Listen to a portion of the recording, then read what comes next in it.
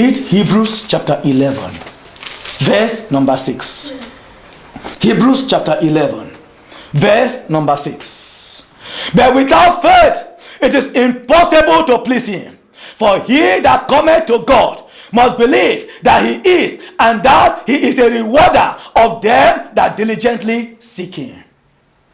He said that without faith, it is impossible to please him. For he that cometh to God must believe that he is, and that he is a rewarder of them that diligently seek him. Without faith, it is impossible to please God. Without faith, it is impossible to please the Lord. Why? Because we come to God by faith. You cannot come to God without faith, because we do not see him. John chapter 4 tells us that God is a spirit, and they that worship him must worship him in spirit and in truth. And so without faith, you cannot access God. Without faith, you cannot see God. Without faith, you cannot be saved. Without faith, your labor in the vineyard of God will be in vain. Without faith, you cannot please the Lord. And the Lord said, without faith, it is impossible to please the Lord. Because we come to God by faith, because we believe him by faith, because we seek the Lord by faith. That is why God is a rewarder of them that diligently seek him by faith. He's a rewarder of them that diligently seek him by faith. God is a rewarder of them that seek him diligently. God is a rewarder of them that seek him obediently. God is a rewarder of them that seek him fearfully. God is a rewarder of them that seek him patiently. And so you need patience in the obedience, in the cooperation to serve the Lord. Thus saith the Lord. Thus saith the Lord. I am a rewarder of them that diligently seek me. I am a rewarder of them that diligently seek me. And my reward is before me, to give each and every one of you according to your reward, according to your work, and to give to each and every one of you according to your labor, to give each and every one of you according to your service, to give each and every one of you according to what you have done. Have you seen? And the Lord said, every labor has a reward. It's every labor, every work has a reward, except that the rewards are different. Evil has a reward, punishment. Spiritual obedience, good has a reward. You see God. He said, everyone will receive his reward according to his work, according to his labor, according to his service, and according to what you have done. What have you done for the Lord? Are you working in the Lord's vineyard with all your heart? Be prepared, the reward is coming. Don't give up. Don't be tired. No, be strengthened. The Lord will always admonish me and say, be strengthened even in the little way. Say, be strengthened, for I will give you power. I will augment your strength. The Lord will strengthen you in the little way, as long as you are serving him with all your heart. He said, every one of you will receive according to your labor. We will receive according to your work. You will receive according to your effort. You will receive according to what you have put in the vineyard of God, in the service of the Lord. The Lord said, you will receive according to what you have done. You will receive according to your service. You're serving the Lord faithfully? Continue. Continue. The time of reward has come. Are you serving God hypocritically? Continue. The Lord said, he that is filthy, let him be filthy still. And he that is holy, let him be holy still. He that is righteous, let him be righteous still. He said, whatever you are doing, continue. But the time of reward has come. The time of reward has come. According to your effort, you will be rewarded. According to your labor, you'll be rewarded. According to your work, you'll be rewarded. According to what you are putting, you'll be rewarded. According to your service, you'll be rewarded. The Lord said, for I say, they that overcome it, at the end of the day, shall receive my reward. They that overcome it. Again, he reminds us, you cannot overcome without a battle. You cannot win without a fight. You cannot be overcome without a contest. Here, the Lord is saying, for I say, they that overcome it, at the end of the day, shall receive my reward. Brother, continue. Sister, continue. You that are serving God faithfully, continue. There's a reward. There's a reward. Continue. And you that is serving God hypocritically, continue. You also have a reward, except that the rewards are not the same. The Lord said, be strong in your mind. Be strong in your mind. Always put on the whole armor of God. Always put on the full armor of God. Always put on the full armor of the gospel, that you will be able to stand and fight. Ephesians chapter 6. So be strong in the Lord and the power of your mind. Put on the whole armor of God. The Lord said, always put on the whole armor in the morning. Always put on the whole armor in the afternoon. Always put on the whole armor in the night. And always put on the whole armor of God every time, anytime.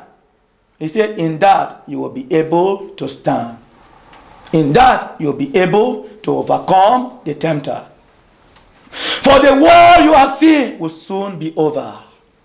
The Lord said, for the war you are seeing now will soon be over. He said, you will look back and you will not see the world anymore. Say, the world you are seeing now will soon be over. You will look back and you will not see the world anymore. The world that is taking many people away from me, the Lord said, will soon be over. He said, unfortunately, many are lost in the world. He said, many are lost in the world. Are you lost in the world? There's still a little time of grace. The grace is about to expire. Won't you turn to the Lord? The Lord said, many are lost in the world. Many are drawn in the world. Many are lost already because of the things of the world that will soon vanish away. Because of the things of the world that will soon disappear. Because of the things of the world that will soon be rolled away like mud. The Lord said, because of the things of the world that will soon be consumed by fire. The world you are seeing, the Lord said, will soon be consumed by fire and will soon be rolled away. The Lord said, tell my people, why will they be destroyed? The Lord said, tell my people, why will they be destroyed in the world? The Lord said, I should tell you. Why will you be destroyed in the world? Why do you want to be destroyed in the world? Why do you want to be destroyed? Turn to the Lord. There's still time of grace remaining. Turn to the Lord. He said, I brought them to be light in the world. The Lord brought you to be light in the world. He brought us to be light in the world. He said, I brought them to be light in the world. Instead, darkness has swallowed them. Are you swallowed in the darkness of the world? Can't you retrace your steps? Can't you come back? The Lord said, tell them, why would they be drawn? Why would they be destroyed? For the things of the world that are momentary, why would they be destroyed? He said, why would you be destroyed? For the things of the world that are momentary. And forget your soul that lasts for eternity. Why will you be drawn in the ocean of the world and forget your soul that will last for eternity and enjoy the world that will soon be destroyed, that will soon be consumed by fire? The world does not last forever. The world cannot last forever, but your soul lasts forever. Think about it, the Lord will say. Think about it. He said, as many that will return, I, the Lord, will forgive. The Lord said, if you will return, He will forgive you. He said, for as many that will return, I, the Lord, will deliver. The Lord said, He will deliver you if you will return. He said, for as many that will return, I, the Lord, will save. As many that will call on my name. Call upon the name of the Lord. He will save you. He said, many are calling. He said, many are calling. What are they calling for? He said they are calling for a particular reason. The Lord said many are calling for a particular issue. He said, and when it is given them, that is when your answer is given you. The Lord said they forget their maker. Are you one of such persons? Repent now.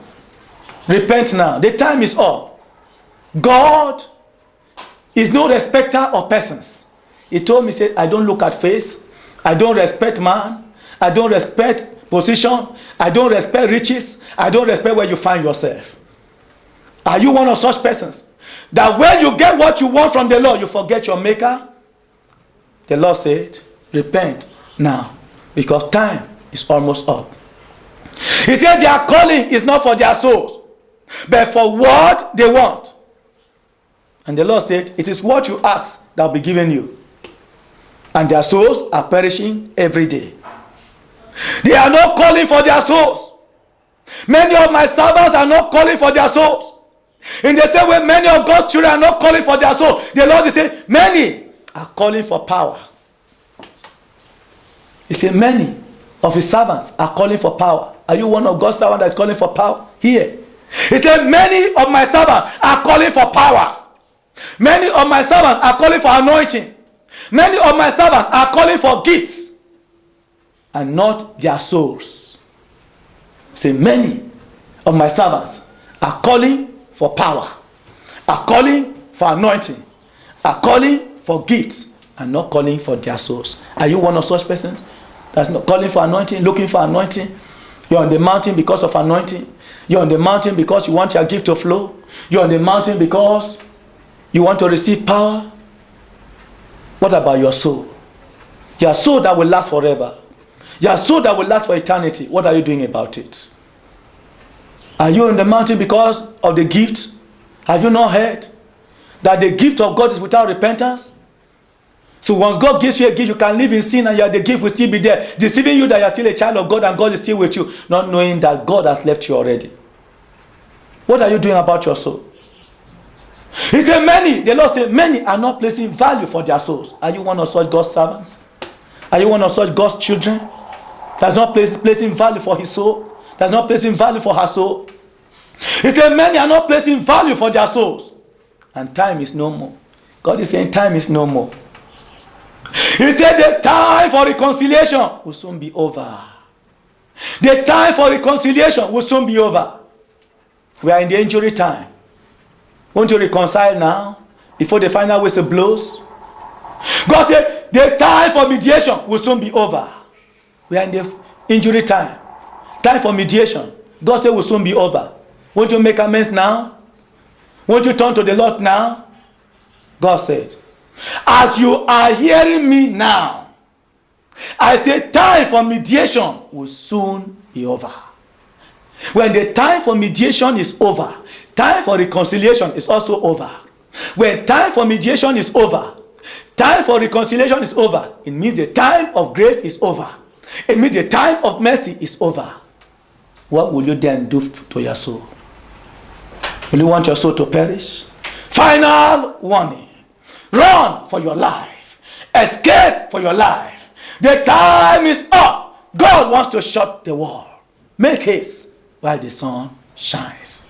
The Lord bless you.